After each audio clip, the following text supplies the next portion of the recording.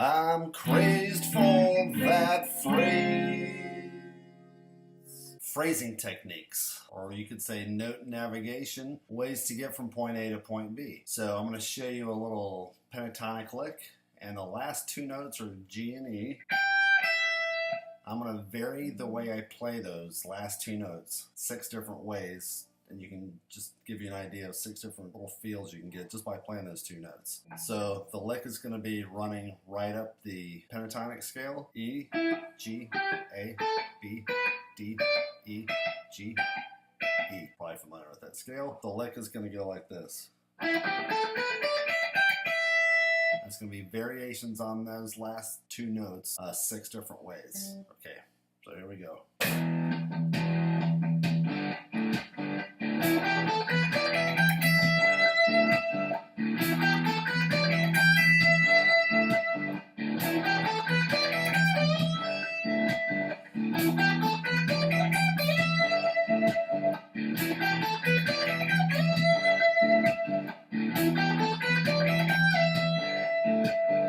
Every time through 6 different ways, playing the same lick but getting a slightly different feel every time through. First time I picked both notes.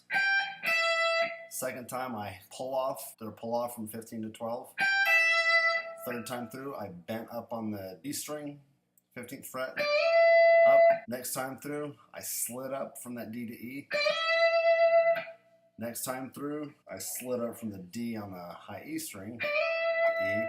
And the 6th time through, I slid down from G to the E. It's different ways to play that lick. I think the great thing about the guitar is you can get the same passage so many different ways and get totally different feels. You can practice that, any kind of lick you're doing, just try if you're in A minor pentatonic. So let's say you're just going from D to E here. You can bend it, you can slide it, you can pick both notes. Okay, another phrasing example. Let's say I'm going to take a little 5-note lick that goes E, F sharp, G, A, B. Now, playing those notes, the most efficient thing to do, and how a lot of guitar players are taught, is to minimize the movement of your left hand. So you might want to play that lick like this. And there's nothing wrong with playing it there. Let's move it to another position, and let's go counterintuitive and play that all on one string and make it really inefficient. Now on the surface, it doesn't really make a lot of sense to play it that way. It's tons of hand movement, you're changing position, your root note with your index finger every time. But let me just show you the good benefit to playing it that way. It moves you right up into that nice, familiar pentatonic, E minor pentatonic box where you can, play all your familiar licks. So with the backing track, let's just try these 2 out.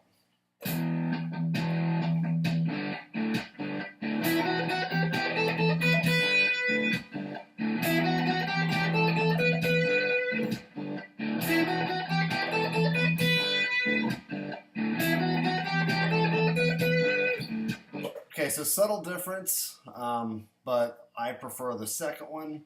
It sounds a little mechanical playing it across 3 strings. You could bend the last note, getting back to the variations on how to get from point A to point B to make it a little less robotic. So you could go.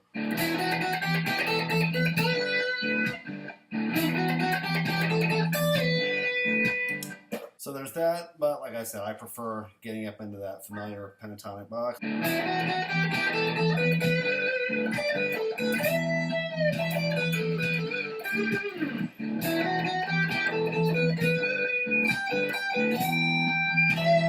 So again, neither way is the right way, neither way is the wrong way. Pick whichever one you like. Okay, so the idea is to open up your phrasing to these different ways of getting from point A to point B. Just practice doing simple licks different ways.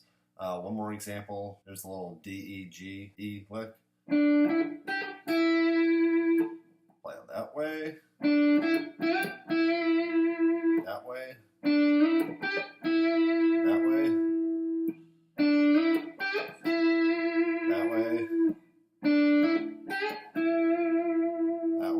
It's really endless. So when you're practicing, just come up with a simple lick like that and go through your head in all the different ways you can play that lick, and you'll come up with some cool little tricks of your own. Try out as many as you can do and get comfortable with bending to your notes, sliding up to your notes, sliding down to your notes, picking every note, hammer on, pull off your notes. Just do it all. I'm crazed for that phrase.